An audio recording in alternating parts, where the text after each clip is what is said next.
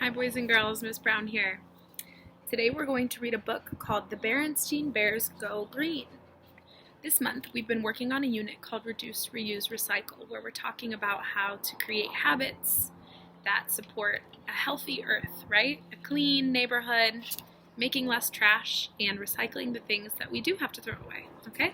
It's kind of a long story, but I hope you can stick it out and learn about how to go green with the Berenstain Bears. This is written by Jan and Mike Berenstain. What does it look like they're doing on the front cover?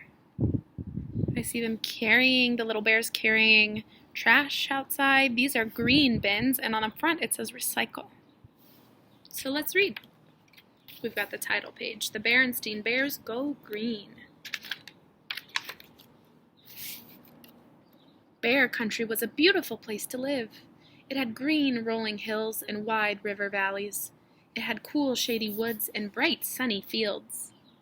There were steep cliffs and deep canyons, roaring rapids and rushing waterfalls. Lots of creatures lived in bear country, besides bears. There were deer and ducks and woodchucks and weasels. There were rabbits and raccoons and possums and porcupines. So many different animals. There were badgers, bats, butterflies, bugs, and much, much more. What do all of those animals have in common? Listen. Badgers, bats, butterflies, and bugs. They all start with the same sound. B, b, b. The bear family loved living in bear country. They always tried their best to keep it beautiful. Most of the other creatures who lived there tried their best too, but no matter how hard you try, sometimes you run into problems. And that's just what happened. I wonder what kind of problem they might run into. One fine morning, the bear family decided to go fishing. "Let's go down to the creek where Grizzly Gramps keeps his boat," said Papa. "We can pack a lunch and have a terrific picnic as we fish." "Terrific," they all agreed. Grandpa's boat.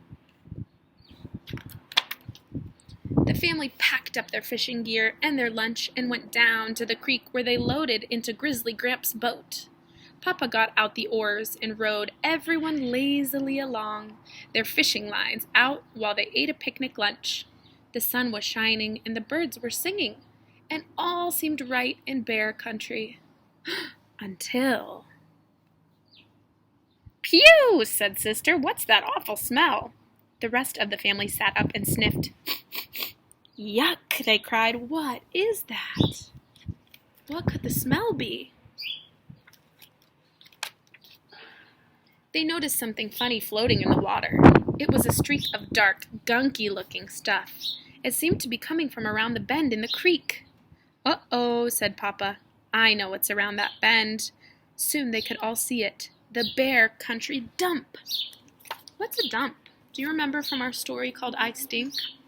If I think back and I remember, a dump is the place that the garbage trucks take all of our trash after they collect it. What does it look like? "Wow," said Brother, "what a mess." It was indeed a mess. There were wrecked cars, old mattresses, busted TV sets, broken washing machines, and piles of trash and garbage.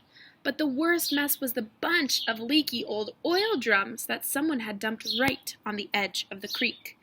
Gooey, smelly black oil was leaking into the water.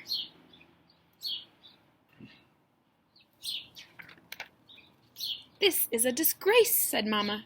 She hated to see her beloved bear country treated this way.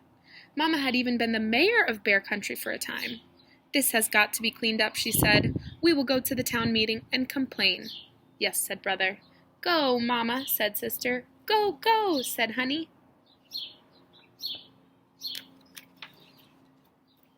At the next town meeting, the bear family and many other bears filled the town hall.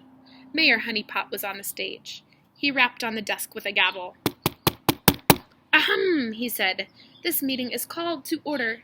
Is there any new business?" Mama stood up to speak, but another bear jumped up before her. "Mr. Mayor," he said, "I am Mr. Greenwood, and I have come to complain about that disgraceful state of the bear country dump." And Mama sat down to listen. I think Mama and this man had the same idea to bring to the town hall. Oil is leaking from the dump into the creek, said Mr. Greenwood.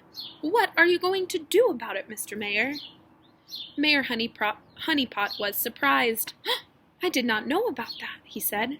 We will have a cleanup at the dump right away. Will any of you here volunteer to help? Everyone at the meeting raised their hands, especially Mama, Papa, and the cubs.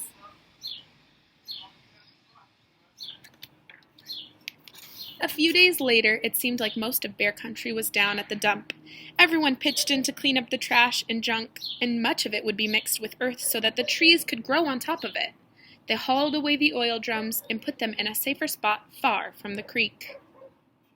Is there a lot of trash or a little bit of trash? Looks like a lot. As the Bear family headed for home, Sister was thoughtful. You know, she said, it's good to clean up the dump, but there's lots more we can do to make Bear Country clean and green. We can do things right at home. We've been learning about it in school. Like what? Asked Papa. Well, began Sister, we can recycle and compost. We can stop wasting water and energy at home, added Brother. And, put in Mama, we can carpool with other families going to school or shopping so we won't waste gas. Look at all of the ideas they have to use less energy and to make less trash. But Papa had the best, going green idea of all. He rigged up a windmill on top of his workshop to power some of his tools. I think wind power is the best kind of energy there is, he explained.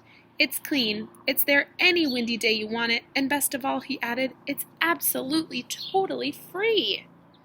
Whee! Said Honey, holding up a pinwheel to catch the wind. The end. Can you think about some ways from this story that you can go green or be more eco-friendly?